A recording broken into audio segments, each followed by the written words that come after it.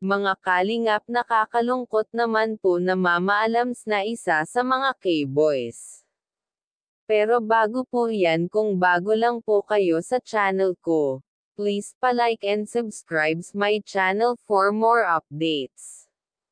At huwag din po natin kalimutan pakisuportahan po muna natin ang ama ng Kalingap na si Val Santos Matubang at Kalingap Rab Matubang, pati na rin ang mga viewers at reactioners. Maraming salamat po.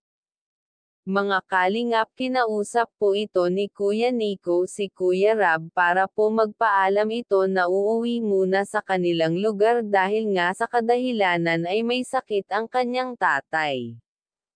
Mas kailangan siya ng kanyang tatay dahil ito ay ooperahan. Masakit man kay Kuya Nico na sa ilang buwan pa lang siya nagtatrabaho sa Kalingap ay biglaan ang kanyang pamamaalam sa Kalingap. Masaya din siya nito dahil makakasama niya ang kanyang tatay at maaalagaan niya ito. Sabi nga ito ni Kuya Rab ay ano man ang mangyari, welcome pa rin siya sa Kalingap kapag gusto niya ito bumalik. Nangako din ito si Kuya Nico na sana maging successful ang operasyon ng kanyang tatay at kapag gumaling ito agad ay babalik siya dito sa Kalingap.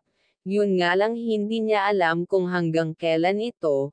Inisa-isa ito ni Kuya Nico na nagpaalam sa mga K-boys, halos lahat sila ito naiyak sa mensahe ito ni Kuya Nico.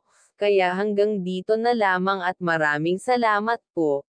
Thank you for watching. And God bless us all.